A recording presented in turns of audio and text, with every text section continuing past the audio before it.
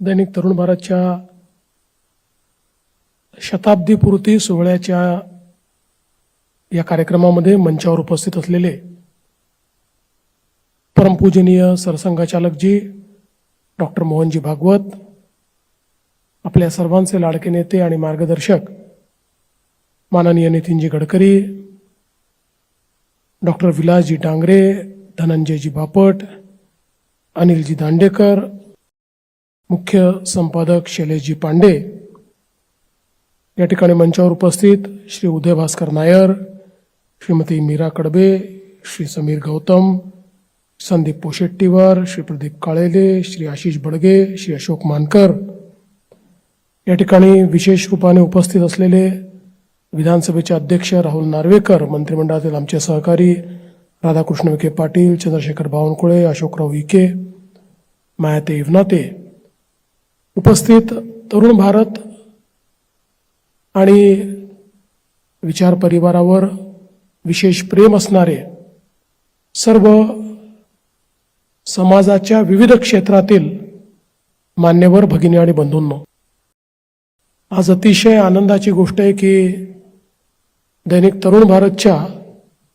शताब्दी पूर्ती सोहळ्यामध्ये समर्पण या एका अतिशय सुंदर पुस्तिकेच्या विमोचन प्रसंगी उपस्थित राहण्याची संधी मला देखील मिळाली.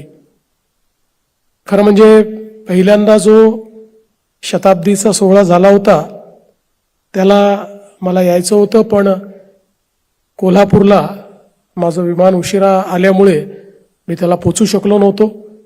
पण आज मला आनंद आहे आणि आज विशेष आनंद याकरता आहे की आजच्या या कार्यक्रमामध्ये परमपूजनीय मोहनजींचे मुलाखत होणार आहे आणि त्यामुळे निश्चितपणे मला असं वाटतं की एक वैचारिक अधिष्ठान जे आपल्या सर्वांना हवं असतं ते या कार्यक्रमात मिळणार आहे. म्हणूनच या कार्यक्रमात येण्याचा विशेष आनंद मला आहे.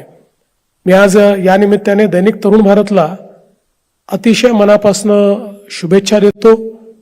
विशेषतः सर्व आजी माजी संचालक मंडळ, सर्व जे संपादक किंवा ज्यांनी व्यवस्थापकीय प्रबंधक म्हणून काम केलं, अशी सर्व मंडळी ज्यांनी तरुण भारतच्या या संचालनाच्या संपूर्ण कार्यामध्ये विपरीत परिस्थितीतही विचार म्हणून हे कार्य अविरत सुरू ठेवलं, अशा सर्वांचं मी अतिशय मनापासून त्यांचं अभिनंदनही करतो, त्यांचे आभारही मानतो. माझ्याकरता तरुण भारत याही करता अत्यंत महत्त्वाचं आहे की जीवनात वाचलेलं पहिलं वर्तमानपत्र म्हणजे तरुण भारत आहे. त्याच्यामुळे त्याचं महत्त्व हे कधीच या ठिकाणी कमी होऊ शकत नाही. आणि शताब्दीपूर्ती याकरता देखील महत्त्वाची आहे की कुठलंही त्या ठिकाणी राजकीय पाठबळ नसताना किंवा राजश्रयाविना ज्यावेळेस एखादी सामाजिक चळवळ ही 100 वर्ष पूर्ण करते त्यावेळी खऱ्या अर्थानं तिच्या पाठीमागचं जे वैचारिक अधिष्ठान असतं तेच त्या 100 वर्षाच्या पूर्तीकरता त्या ठिकाणी कारणीभूत असतं आणि तेच तरुण भारतने आतापर्यंत पाळलेलं आहे, आपल्याला दाखवलेलं आहे. विचारांचं संवर्धन आणि ते विचार आपल्यापर्यंत पोचवण्याचं परखड काम हे सातत्याने तरुण भारतने या ठिकाणी केलेलं आहे. आणि म्हणूनच मला असं वाटतं की आज या शताब्दी पूर्तीच्या निमित्ताने ज्या उद्देशाने तरुण भारत इतके वर्ष सातत्याने कार्यरत राहिला आहे त्या उद्देशाची पूर्ती सातत्याने तरुण भारतने केली आहे असं जर आपण म्हटलं तर ते चुकीचं होणार नाही. या गोष्टीचा देखील आनंद आहे की आता पुण्याहूनही तरुण भारत सुरू झालेला आहे आणि म्हणून पुण्यालाही अतिशय चांगलं यश हे तरुण भारतला मिळेल याबद्दल मला कुठलीही शंका नाही.